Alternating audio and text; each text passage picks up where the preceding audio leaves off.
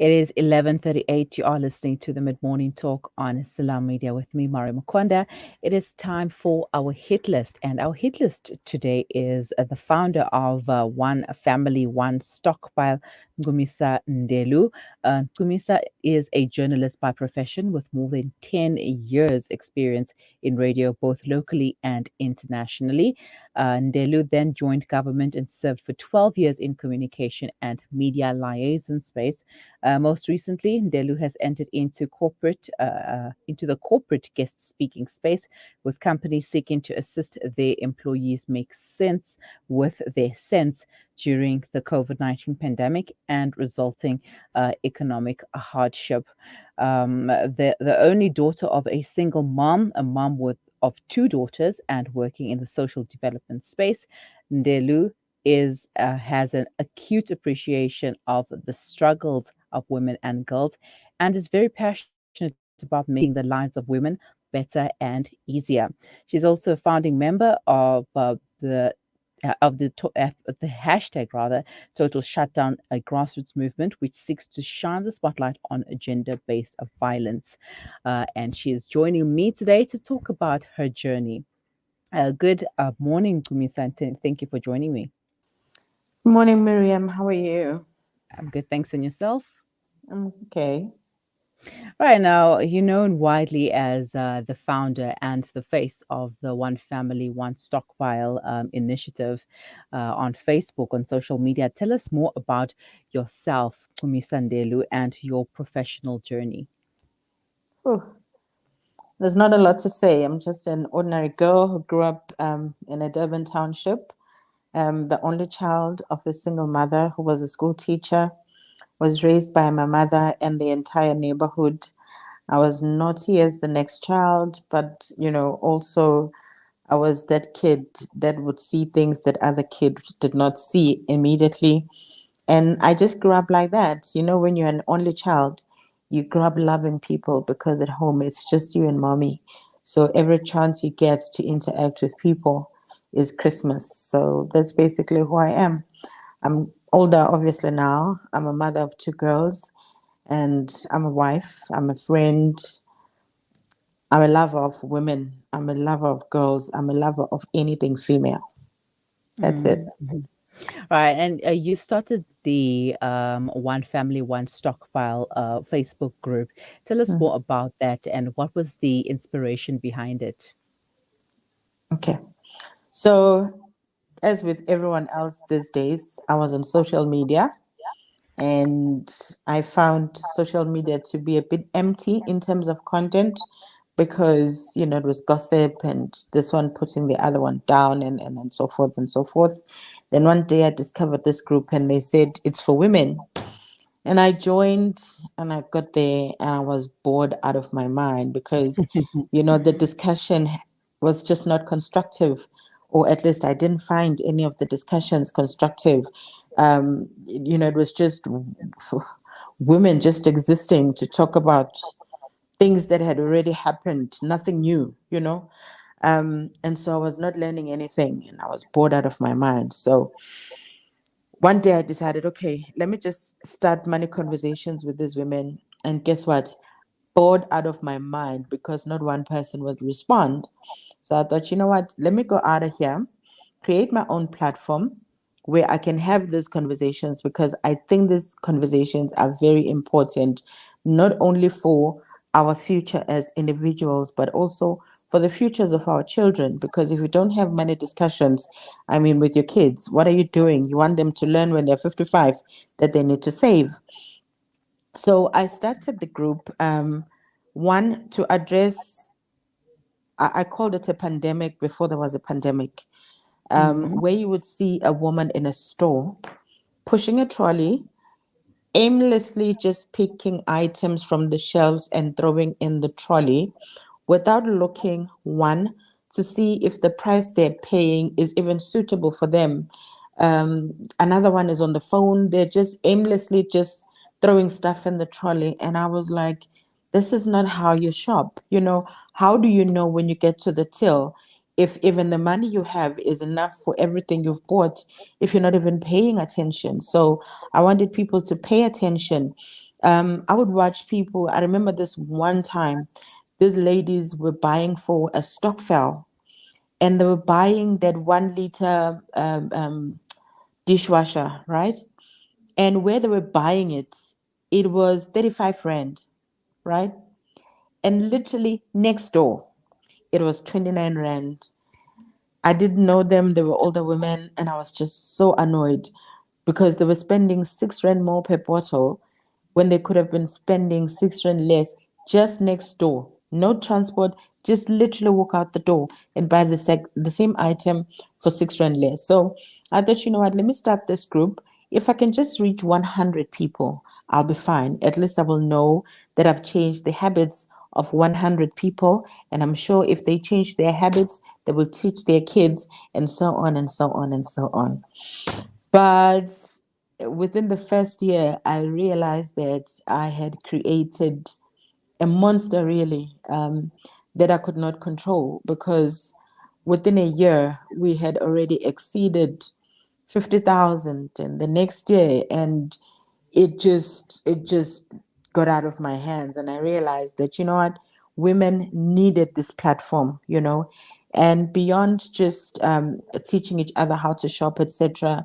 The platform has evolved into much bigger conversations about money. And I always say that outside of the births of my children, running that group has been the single most satisfying thing that I've done with my life. Hmm. And I'm also a member of the One Family, One Stockpile, by the way. And Ooh. I've seen how people come there with their problems, but not just that, but also the advice and the tips that the sisters, the ladies, give each other. It's like great. And you mentioned that you created a monster that exceeded your expectations. You were expecting 100, and Mm. yet you received in the tens, thousands. And how was that for you? How did that make you feel, knowing that you have a- achieved beyond what you could have imagined? I think when we reached 100,000, that's when I said, okay, monster, become whatever you want. I'm just here for it. I'm just here to Mm, watch, because by 100,000 already, it was way beyond anything I had planned. It was already way beyond anything I had planned. So by the time we reached 100,000, there was nothing I could do to say, oh, this is me doing this for the group. The group had taken on a life of its own, and mine was just to observe and manage it, whichever direction it took. And I think that's why now we are chasing 500,000. wow, that's amazing. 500,000 stockpilers.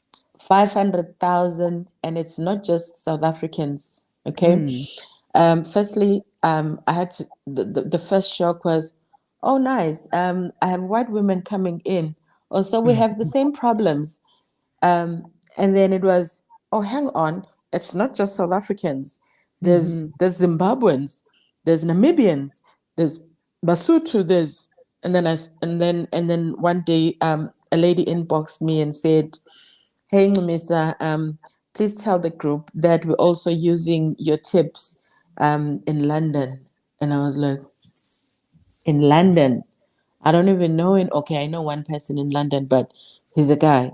Okay, that's it. Cross all the borders you want. I don't care anymore. Just as long as, people are learning from the group, I'm fine. Hmm. Well, congratulations on the growth thus far. We're going to take a quick break, so please stay with us and we'll continue when we return. Thanks.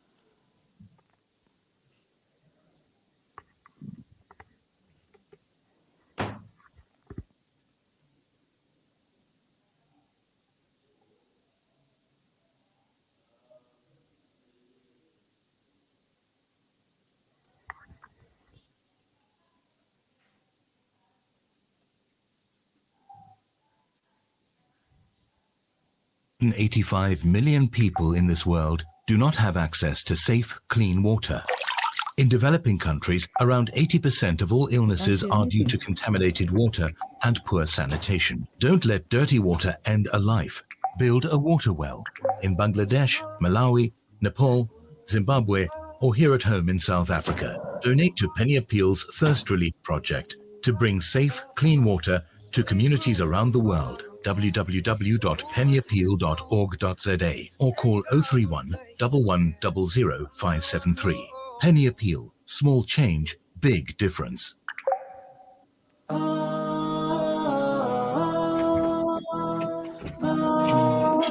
we just hear?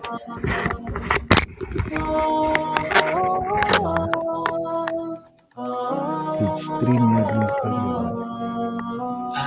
Okay, can I ask you to mute so I can God answered my call. There was that one place I always thought about, and I just wanted to be there with you. The place that no eye has ever seen, the place that no heart has ever perceived. I had a great feeling inside of me that one day I'll be there with you. And now that we're here, feeling so good about all the things that we went through, knowing that God is pleased with us too.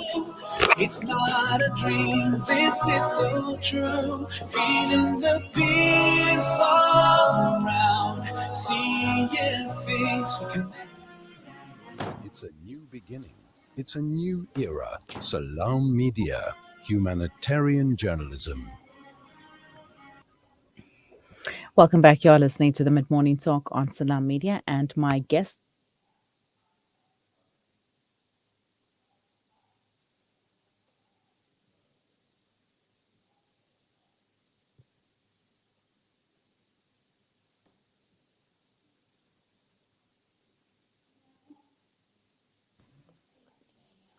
Right, it seems like we're having a bit of technical issues Now there, I can hear technical you. difficulties. Ncumisa, can you hear me?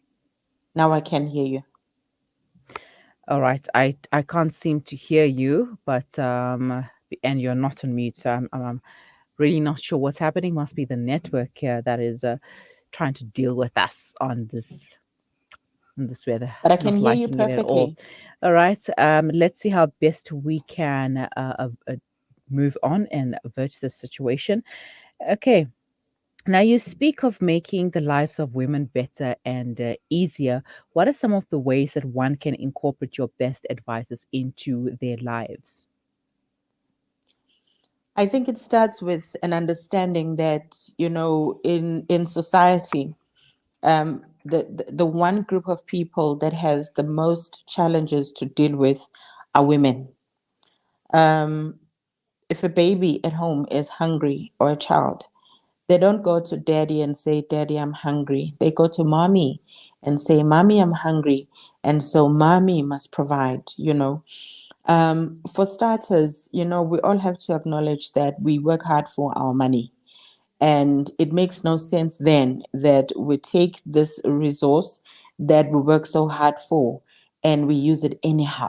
You know, I always say that you must be jealous with your money. You must only spend it on somebody who deserves it, who treats you with respect.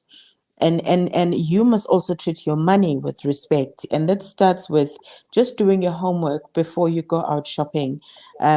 Just because you're used to going to store X, give store Y and store Z a chance. Look for that particular item that you want to buy in all three stores and see which store gives you the best deal. That's for starters. Buy with whoever gives you the best deal. And you will know the best deal if you know what the item costs ordinarily, because stores do take advantage of consumers because their worry is their bottom line. So you have to worry about your money. I've seen on more than one occasion a sign that says, sale, item X, 99 Rand, 95. And if you lift that sign that says 99 rand 95 and you see the original price, guess what it is? 99 rand 95. But your mind is conditioned to see the red sign that says sale and actually believe that it's a sale. So I'm saying, let us just begin to interrogate these signs. Let's just not buy because they say we must buy. We must buy because we want to buy, not because we're told to buy. For me, that's the first thing. Secondly, I always urge women, please be present when you shop. Be present when you shop. The other day I was just reminded that when you go to a store, for example, the freshest bread is always at the bottom, down by your Mm, feet. The mm, expiry date that is furthest is at the bottom by your feet. So don't look at eye level, look down at your feet. And also, as you cruise in these aisles, the cheapest items are always down at the bottom by your feet. Look, it's there. Get it, go pay for it, and go home. Don't just take the stuff that's in front of you.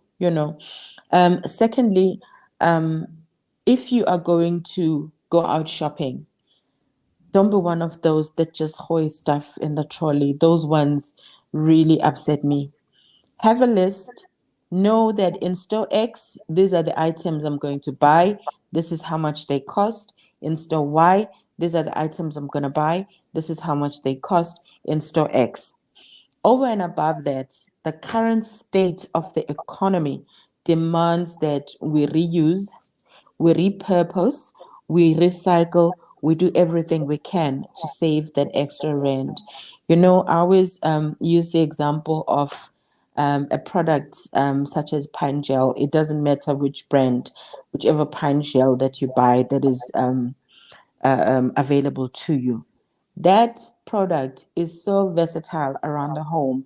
It's not even funny. You literally just buy a pine gel, and I excuse you from buying two, three other products, because with pine gel, you can use it as a towel cleaner, you can use it as a toilet cleaner, you even use it as a toilet freshener. A lady in the group told us that you put a little pine gel in a bottle and you poke holes in the plastic container and you put it in the toilet bowl. And with every flush, your toilet is fresh and your toilet smells amazing the entire day. So start doing things like that and just reduce the number of products that you are buying. And two, stockpiling. Stockpiling is such an amazing way to save money. When an item is at its cheapest, buy more of it. Make sure that you remove it from your grocery list for a few months and you save that extra rand to buy something else. And the more items you buy or you stockpile, the more items you remove from your grocery list, and that's how you reduce your grocery bill on a monthly basis. And then there's the big one, meat. It is so expensive these days. I've walked into a store and walked right out because I just couldn't stand the price that I could see, until I could get to a point where I accept the fact that I'm a lion myself. I can hardly look at food without meat. Um, but I've had to decide, you know what? I'm just going to buy different cuts of meat, because right now the state of the economy says stay away from T-bone because you can't afford it. Buy a different cut, you still get the same nutritional value. So it's just little adjustments on your life that you need to make, but you still make sure that your family, I mean, it's good food, good healthy food, but just make those little adjustments. I was listening to your speaker before, and I was saying a friend of mine, Unosipo, would have loved her. In her house, the soil is not very great. So what she's done is she's taken old tires and filled them with pot plant soil, and that's how she grows her herbs. She has everything, parsley, mint, you name it. So really, there's no excuse not to grow your own herbs. Definitely, and no excuse not to look out for the best deals because they are there. Ooh. The pamphlets are there, and also we get them on our phone. So why should we be mindlessly shopping, just going around and picking and etc. Oh, I have a question here. I've been asked to ask you about the Woolworths milk saga. Okay. I stayed away from that conversation in the group because, um, sometimes when there are a lot of women, there's a lot of hormones going on, and Hmm. people lose sight of issues. The issue is this: when you are in the store, you are there as an employee to serve me as a customer, right? And I don't mind you taking care of your family, but I do mind you standing in my way as a customer. You know what I mean? Hmm. Yours as a store assistant is to serve me as a customer first so that I can come back, because if I don't come back, your salary is at stake. Do you understand? So before you are a customer where you work, think about your salary first. Because if and it happens quite often. I approved that post about the milk because I feel like it's a habit that needs to stop, Hmm. or stores have to find another way to service their staff first, so that when these items come out on sale for us as customers, we find them. I'm sure it's not the first time. Those of us who are really have all our eyes open when we go shopping, we've seen items stashed behind stuff. It's not Yeah. customers who do the stashing, it's the staff. So the stores, first of all, they don't open at 9 for stuff, they open at 8. So they can say, you know what, between 8 and 9, you do your shopping, put your stuff Mm. away, and at 9 o'clock, leave the stuff for customers. And now you get there at 9 o'clock, the item that's advertised as on sale is no longer on the shelf. Who bought it? Mm. So, do you understand? So the stores need to find another way of dealing with it, because when I walk into a store, I'm not walking and talking to somebody's wife or somebody's mother. I'm talking to a store assistant who's supposed to be there to serve me as a customer. And the milk saga was just another example of how disrespected we are as customers. Oh, definitely. Well, we have a long way to go when it comes to stores dealing with customer service, poor customer service, and The it needs to problem is improve. that the problem is that South Africans by nature are very nice people. Hmm. They are so nice that they are nice even where nice is not required. When you Hmm. walk into a store to buy an item, there's absolutely no need to be nice. You're just there, get your item, pay for it, get out. And if something wrong happens along the way during that trip, there's nothing wrong with pointing it out. It's just that now people are sensitive. Oh, this is someone's mother. Yes, it's someone's mother. But right now, this is my time as a customer. We'll talk to somebody's mother after 4 if they knock off at 4, you know. So it's little things like that for me that I find missing. And retailers are getting away with murder because South Africans are so nice. Because you can imagine, if I'm the only one that's calling out stuff, I'm just going to be that lone voice. But if we all call out these retailers, then they will begin to hear us. You know what I mean? And Hmm. one way of calling out a retailer is just withholding your money and going to spend it somewhere else. Hmm. All right, Yeah. then, Ncumisa, we don't have much time on our hands, but quickly, what is your advice to our audience? Times are different, eh? Hold Mm. on to your money.